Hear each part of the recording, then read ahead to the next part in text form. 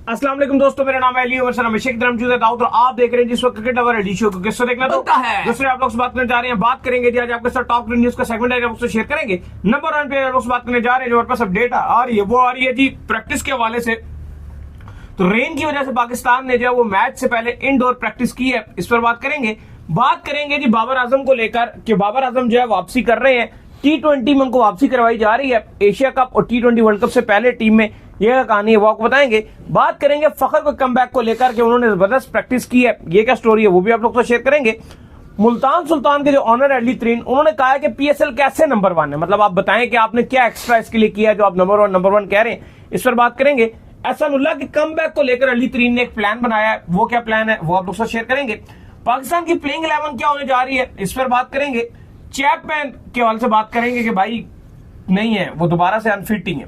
इसके बाद जो अपडेट आ रही है वो आ रही है रबाडा को लेकर, जिन्होंने IPL को खैर बात कह दिया है फिलहाल। क्या कहानी है वो भी आप लोग से शेयर करेंगे।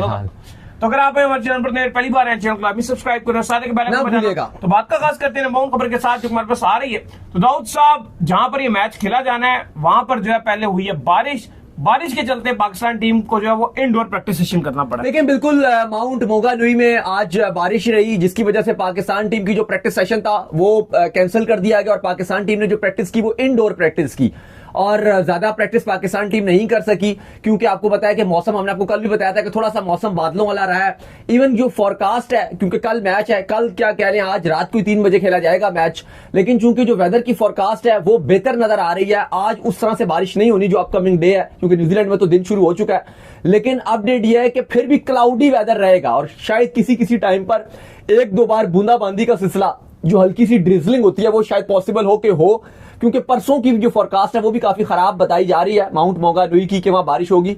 लेकिन अच्छी खबर यह है कि जो मैच है वो उम्मीद की जा रही है कि पूरा होगा। अगर हल्की फुल्की बादल रहे या हल्की फुल्की ड्रिजलिंग भी रही तो मैच उस तरह से मुतासिर नहीं हो सकेगा, मैच का नतीजा फिर भी निकलेगा। मसला यह है कि पाकिस्तान की जो परफॉर्मेंसेज है वो बहुत ज्यादा डाउन जा रही हैं। अभी तक पाकिस्तान न्यूजीलैंड से जीत नहीं पाया, 2011 के बाद से ODI जीत नहीं पाया। लास्ट 1.5-2 महीने में 10 मैचेस खेल लिए, T20s भी ODIs भी, सिर्फ एक पाकिस्तान को जीत मिली है।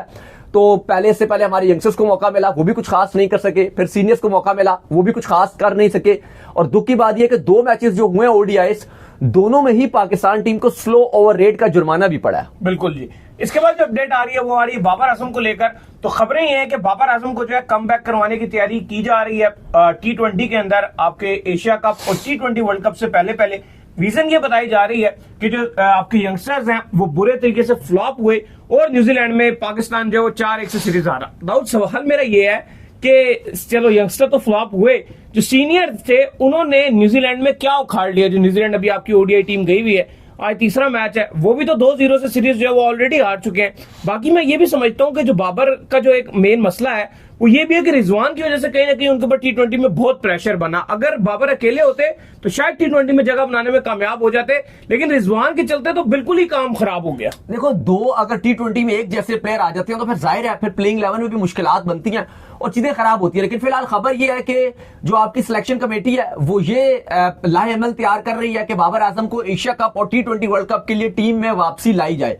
खबरें ये हैं, रिपोर्ट्स के मुताबिक जो जराए हैं वो ये बताते हैं कि PSL में अगर बाबर आजम ने अच्छी परफॉर्मेंसेस दिखाई या ठीक ठाक परफॉर्मेंसेस भी दिखाई, जो कि बैटिंग फ्रेंडली पिचेस होंगी, बाबर के अलावा बाकी भी सारे बैट्समैन जो रन बनाएंगे। ऐसी बात नहीं है कि बाबर आजम और रिजवान भी अब कोशिश करेंगे वो तेज खेले, वो भी रन बनाएंगे, सभी रन बनाएंगे। इस तरह तो हमेशा ही होता है PSL में, सारे जितने आपके बैट्समैन है, शादाब भी हो गए, बाकी भी हो गए, जितने भी करते हैं ना, बॉल टर्न होता है, बाउंड्रियां भी 45 मीटर 50 मीटर की बाउंड्रियां आपको मिल जाती हैं, तो वो हर कोई रन बनाता है। लेकिन फिलहाल अपडेट्स ये है कि जो उसके बाद पाकिस्तान और बांग्लादेश की सीरीज होगी उसमें बाबर आजम को कम बैक करवाया जा सकता है। और अगर उस बांग्लादेश सीरीज में कम बैक ना भी करवाया गया कि चलो PSL आ रही है उसमें और यंगस्टर्स को चांस दे दो, तो जो पाकिस्तान का दौरा बांग्लादेश है और दौरा वेस्ट इंडीज है उसमें तो लाजमी तौर पर बाबर आजम को T20 स्क्वाड में डाला जाएगा। और उसके बाद फिर आपका एशिया कप है, फिर आपका T20 वर्ल्ड कप है, तो उसके लिए बाबर आजम को दोबारा टीम में डाला जा रहा है। अच्छा, फिर एक और भी रीजन ये बताई जा रही है कि जो न्याजी साहब हैं वो भी आपके फेल हुए, जो समद साहब हैं उन्होंने भी कोई खास परफॉर्मेंसेस नहीं दिखाई। नवाज ने भी एक मैच में किया, बाकी कुछ नहीं, तो मिडिल ऑर्डर भी जो है बड़ा निकला।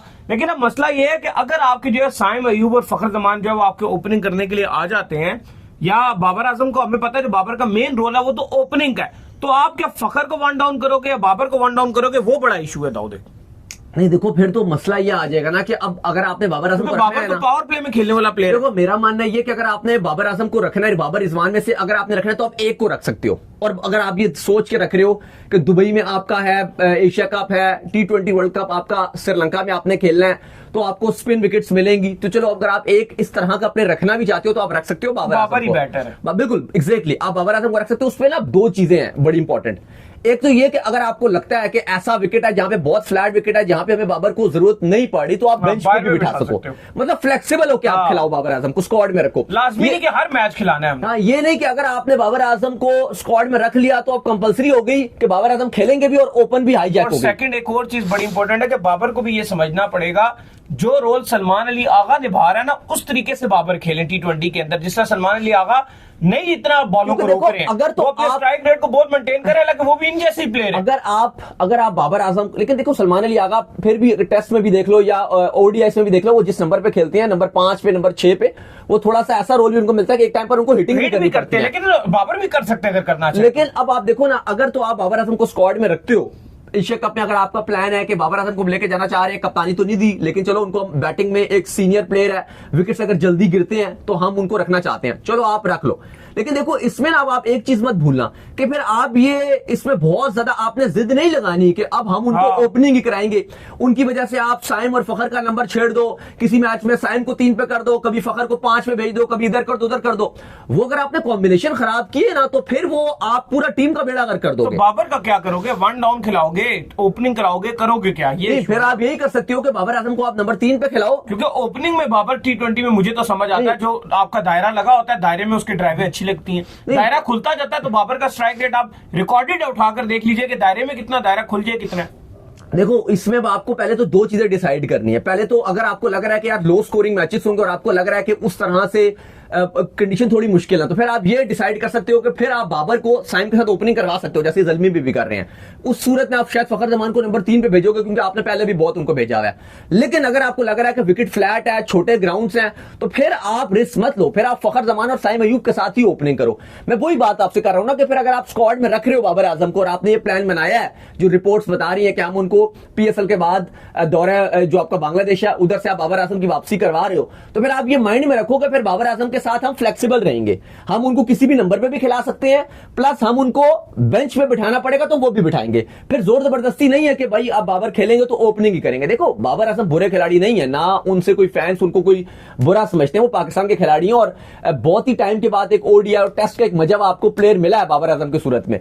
लेकिन आप T20 में जबरदस्ती उनको किसी उस प्लेयर को हटाकर उनको नंबर में उसकी जगह नहीं खिला सकते जो अब डिजर्व करता हो, क्योंकि देखिए फखर जमान और साइम अयूब एक इस तरह के प्लेयर हैं जिनको आपको T20 में लॉन्ग टर्म चांस देना पड़ेगा। फखर की तो वैसे ही क्रिकेट बहुत कम है, अब वो कितना खेल पाते हैं, ODI में ऑलरेडी उनके ऊपर सवालिया निशान है फिटनेस की वजह से। T20 है वो क्रिकेट खेल सकते हैं, तो बस आप उनको यूटिलाइज कर लीजिए। बाकी अब आप देखो वो फिर प्लेइंग 11 बनाएंगे कि फिर सलमान अली आगा को आप कहां एडजस्ट करोगे, फिर एक विकेट कीपर भी है। अब विकेट कीपर में अब आप मोहम्मद हारिस को चांस दोगे तो फिर अब आप ओपन तो चांस नहीं उनको दे सकते, फिर आप उनको नीचे किसी नंबर पर चांस दोगे, क्योंकि ये भी फिर फुदू खाता लग जाता है ना। अगर आप बाबर आजम बीच में आ गए तो फिर ये कहेंगे जी हारिस की भी फॉर्म इतनी खास तो नहीं चल रही, रिजवान को भी ले आओ। बिल्कुल ऐसा ही। फिर रिजवान जब आ जाएंगे फिर ये कहेंगे जी रिजवान भी अब आ गए हैं, बाबर भी आ गए, यार ये नंबर 4 5 पे तो ना बाबर समझ आ रहे हैं ना रिजवान समझ आ रहे हैं। तो भाई फिर बेहतर ये कि दोनों को ओपनिंग करा दो, अगर खेल ही रहे तो ओपनिंग करा दो, जहां की खोती वहीं आन खिलोती। बिल्कुल सही बात है।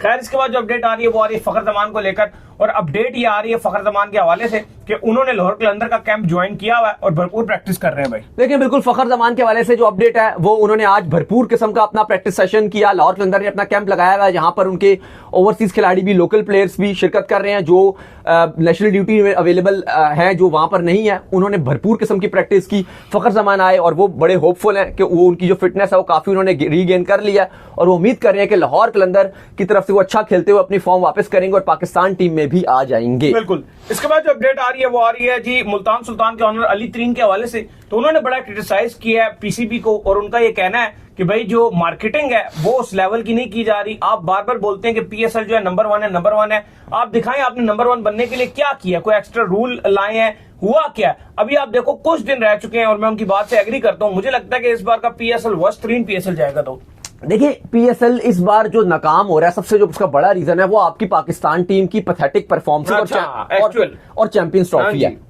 चैंपियंस ट्रॉफी की वजह से, और चैंपियंस ट्रॉफी की वजह क्या, मतलब चैंपियंस ट्रॉफी पाकिस्तान में हुई ये रीजन नहीं, चैंपियंस ट्रॉफी में पाकिस्तान की फ्लॉप परफॉर्मेंसेस ने फैंस का जो दिल है ना तोड़ दिया, वो बहुत बुरी तरीके से तोड़ा। हालांकि आपने वो ये जो ऑस्ट्रेलिया टूर किया था, जो साउथ अफ्रीका टूर किया था, फैंस को एंगेज कर लिया था आपने दोबारा, आप कामयाब हो गए थे। चैंपियन ट्रॉफी बड़ी तादाद में लोग आए, इवन कराची के स्टेडियम को बदनाम किया जाता है, कराची में फैंस नहीं आते।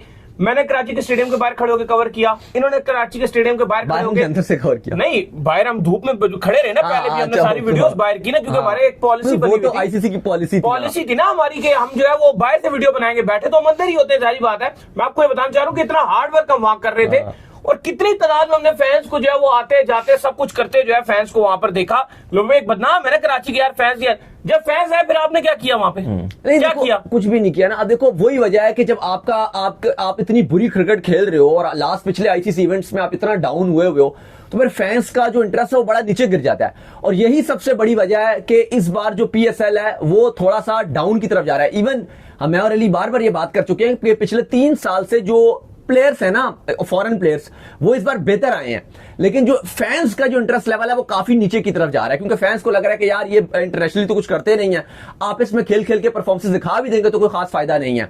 लेकिन देखो अली तरीन वो कहते हैं जी कि आप कहते हो कि इस बार सबसे बड़ा पीएसएल होने जा रहा है, इस बार हम अपना बेस्ट पीएसएल करवाएंगे, बहुत ही हाई लेवल का पीएसएल करवाया जाएगा, one of the best PSL करवाया जाएगा। वो कहते हैं कैसे मैं मान लूं, पिछले एडिशन से इस बार आप क्या डिफरेंट कर रहे हो? वो कहते हैं जी आप ट्रॉफी इस बार जीतो पाकिस्तान में लेकर चले गए, क्या आप जो चैंपियन होगा उसको वाटर कूलर देंगे? वो उन्होंने ट्रोल किया। फिर वो कहते हैं कि जिस तरह से कोई इनोवेशन आप लेकर नहीं आ रहे, कुछ भी, वो उनसे पूछा कि किस तरह की इनोवेशन या क्या करना चाहिए, वो कहते हैं आप आईपीएल में देख लीजिए, बिग बैश में देख लीजिए, कोई बीच में कोई पावर प्ले कर लें, कुछ इंपैक्ट प्लेयर डाल लें, या कुछ भी डिफरेंट कीजिए, कुछ बड़ी सोच ना भी लाएं, लेकिन कुछ छोटी छोटी चीजें तो लेकर आए। लेकिन आपने कुछ भी नहीं लिया, कुछ भी नहीं किया, वही जो पुराने सालों में चल रहा था उसी तरह से ही आप चला रहे हैं। तो काफी ज्यादा हम देख रहे हैं कि अली ज़रीन भी इस बार क्रिटिसाइज कर रहे हैं, गाने को लेकर भी उन्होंने काफी क्रिटिसाइज किया।